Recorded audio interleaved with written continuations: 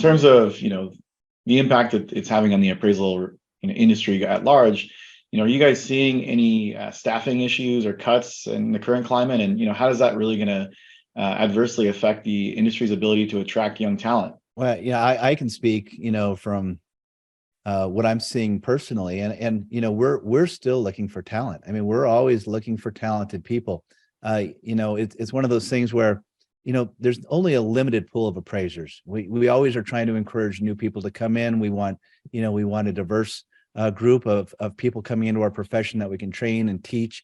But we also have a core where, when you get into these situations where things are changing, a lot of times people might go to another firm, or they find, when you're going through change, it's a good time to also change, to maybe do something different, maybe something you've been thinking about doing. So we're seeing people that are moving around, maybe to other firms, but we haven't seen a lot of people let go. I know that I also do a lot of work with BBG, and we're not letting anybody go. Matter of fact, we're hiring when we can, because we want to bring in the best people that we can right now. So we're not seeing any negative impacts on that. We're actually growing right now at the same time, and we're actually pretty excited with where we're going. Not to say that I haven't seen some layoffs or some firms that have been making some cutbacks. So it's not all rosy, but like I said, it pays to be a really, really good firm right now.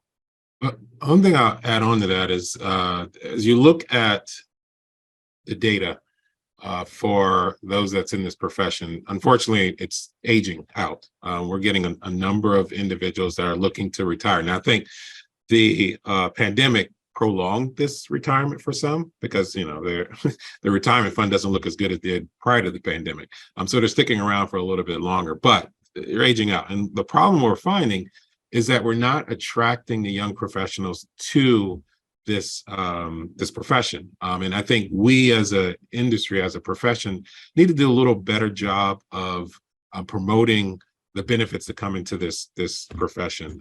We need to create more awareness about this profession, because as individuals are, selecting to go to college and looking at the fields that they're going to go in, valuation is not the number one selection there. So we got to do a better job of getting to not only the college, but down to the high school level, and even earlier than that, to give them awareness about this profession, so that when that time comes, when they are going to make a decision, hopefully they'll make the decision to come to this profession rather than any other profession. But that's one thing that ASA, and I know a number of my colleagues at the other organizations are looking to do, really create more awareness so we can bring in that young talent to offset those that are going to be retiring. Yeah, so where I am seeing the cuts from clients and things that we do advisory work for is in the bank environment. They're obviously slowing down. Understand, as the Fed raises interest rates, what the Fed is telling the banks is that lending is inflationary. It's economic activity, so quit doing it. So the number of appraisals being ordered, the need for review staff is definitely coming under scrutiny at the banks. I think there already is, and there's going to be a lot more cuts in the review function. And a lot of those folks have let their skills atrophy. So you better get back in some classes and talk to Rodman and Johnny and whatnot about how you actually do an appraisal again. You're not just sitting at a desk and finding spelling errors and whatnot, and not really material things.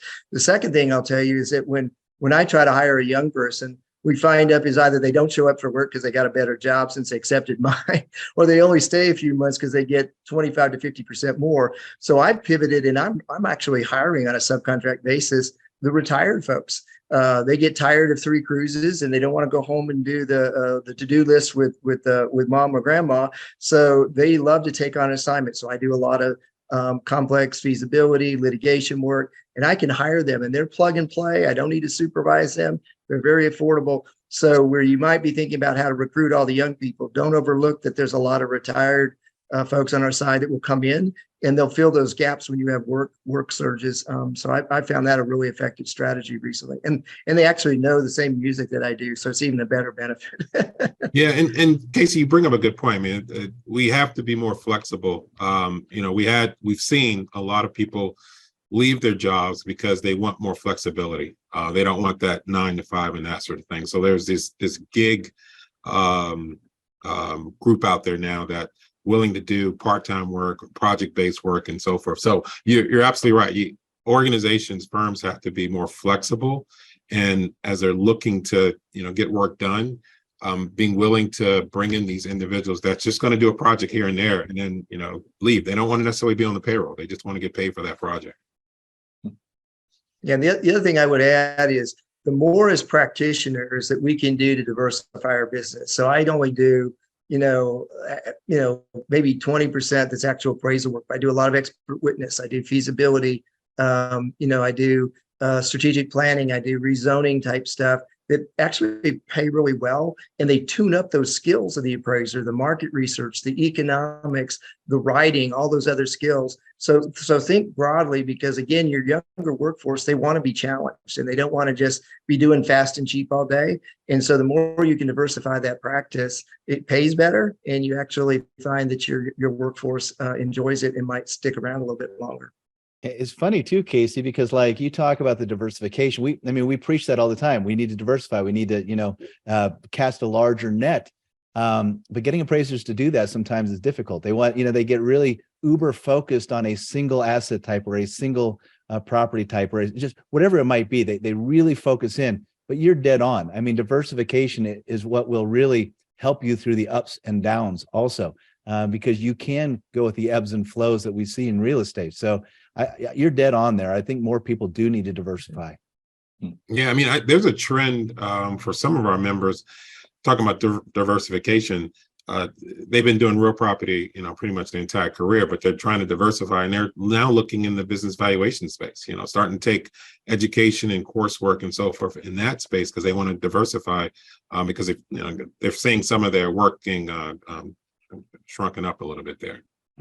Yeah.